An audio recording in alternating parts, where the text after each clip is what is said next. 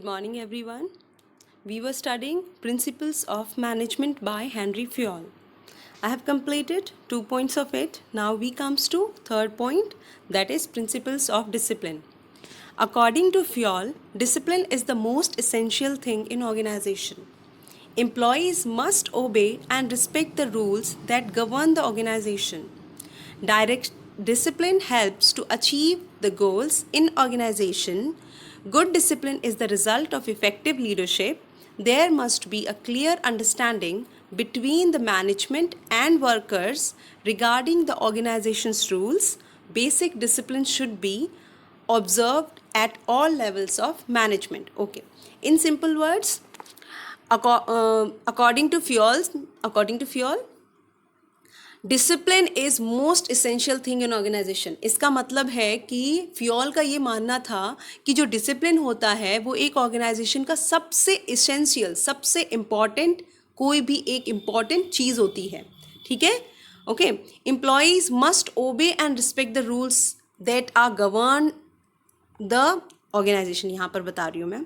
देखो, जो भी एम्प्लॉयज़ एक ऑर्गेनाइजेशन में वर्क करते हैं उनका एक इम्पॉर्टेंट काम होता है कि वो रूल्स एंड रेगुलेशंस को ओबे करें, रिस्पेक्ट्स करें.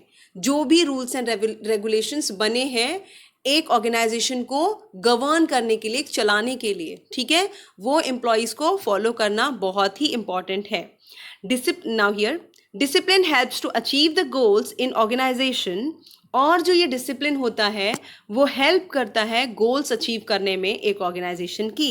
ठीक है. Good discipline is the result of effective leadership. एक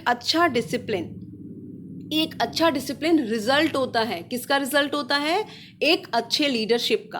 अगर आपको किसी ऑर्गेनाइजेशन में, किसी डिपार्टमेंट में अच्छा डिसिप्लिन दिखता है, या किसी स्कूल में बहुत ही अच्छा डिसिप्लिन दिखता है, या किसी भी डिपार्टमेंट में या किसी भी ऑर्गेनाइजेशन में आपको ये दिखाई देता है कि यहाँ का डिसिप्लिन बहुत अच्छा है, तो आपको उससे ये समझ में आना चाहिए कि ये किसका रिजल्ट है. ये किसका रिजल्ट है?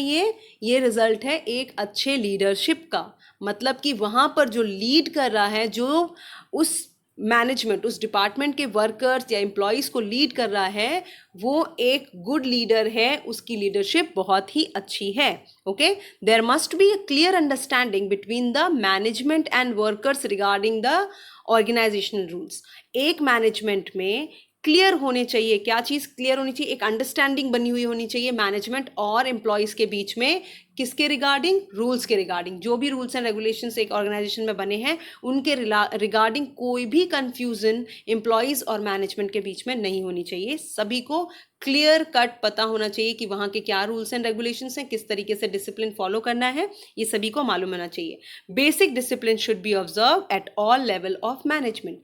और जो भी बेसिक, इसके अलावा जो भी बेसिक डिसिप्लिन फॉलो करने हैं एक ऑर्गेनाइजेशन में, from top level to lower level, वो सभी को फॉलो करने होते हैं. ठीक है. Okay. Now we comes to the next point. I hope you have understood this principle of discipline. If not, ask me afterwards. Okay.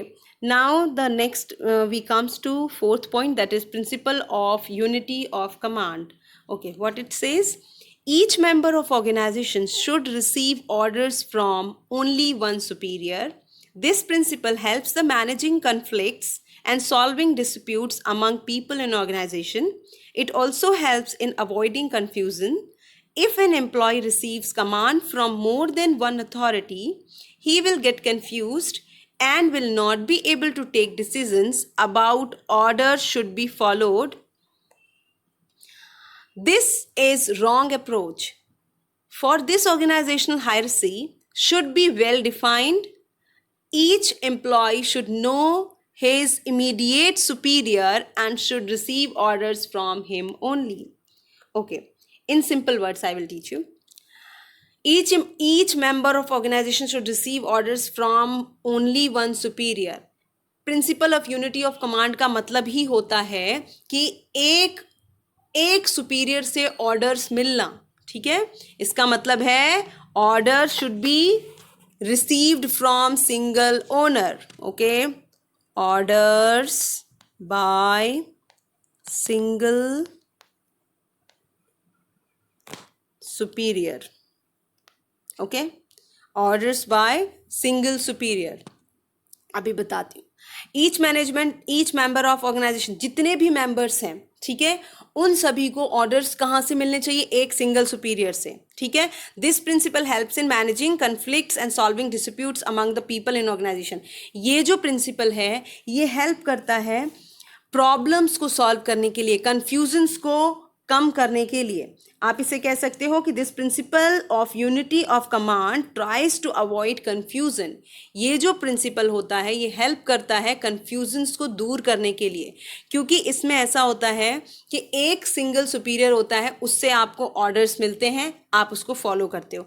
अगर फॉर एग्जाम्पल मैं आपका एक सिंगल सब्जेक्ट टीचर हूँ, that is OC, okay, I am teaching you OC, okay, you're getting all information from me. if अगर एक single subject पढ़ाने के लिए 2-3 टीचर्स होते तो मैं भी पढ़ा रही हूँ, मैं अपने मेथड्स आपको सिखा रही हूँ, अपनी तरीके से समझा रही हूँ। अगर आपको मेरे बजाय दूसरा एक और टीचर भी पढ़ाएगा सेम सब्जेक्ट, वो भी अपना तरीका समझाएगा, वो भी अलग मेथड से समझाएगा, बट टॉपिक सेम होगा, बट समझाने का तरीका डिफरेंट होगा।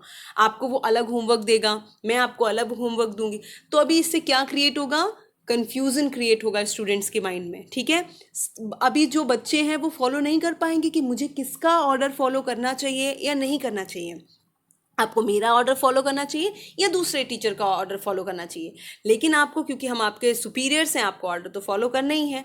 तो क्या होता है कि जो वर्क पे इसका बहुत ही बुरा इफेक्ट पड़ता है, ठीक है।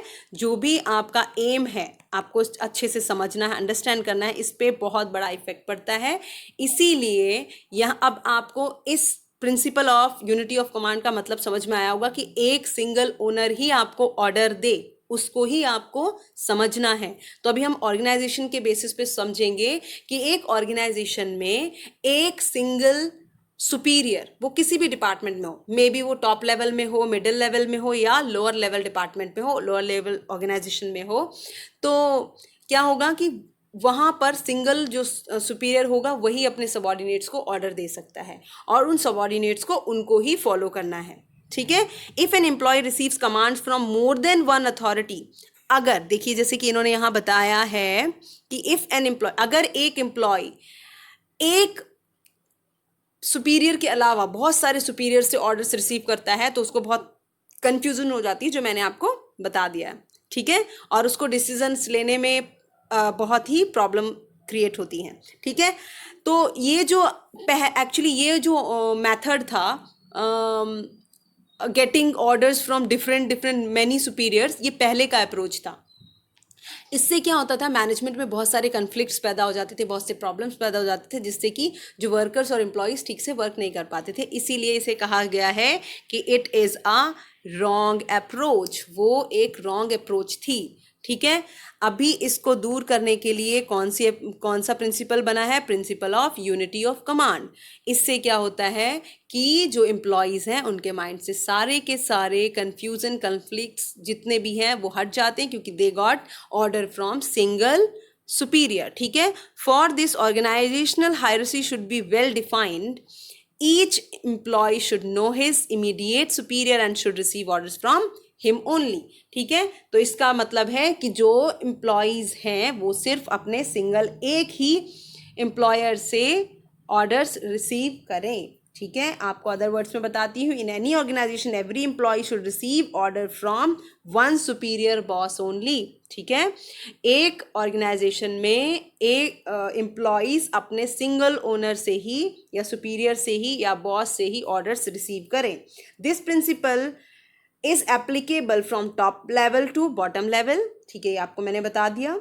The principle of unity of command tries to avoid confusion, ये इसका इंपॉर्टेंट पॉइंट है। if any employee receive order from more than one superior he will get confused, ठीक है, वो कंफ्यूज हो जाएगा। अगर एक सिंगल एम्प्लॉय को बहुत सारे सुपीरियर्स ऑर्डर दे रहे हैं, आपको ये करना, आपको ये करना, आपको ये करना है, ठीक है, तो वो कंफ्यूज हो जाएगा, will not be able to work with the concentration, और वो कंसंट्रेशन से वर्क नहीं कर पाएगा, ठीक है। The work will not be performed properly, ठीक है, जो भी वर्क उसको दिया गया है वो प्रॉपरली नहीं कर पाएगा। Whereas if he gets order from only one person he will able to finish his work accurately, ठीक है। अगर उसको सिंगल ओनर से अगर ऑर्डर्स मिलते हैं तो वो अपना वर्क प्रॉपरली एक्यूरेटली कर पाएगा, जो कि आप यहाँ पर देख रहे हो। You can see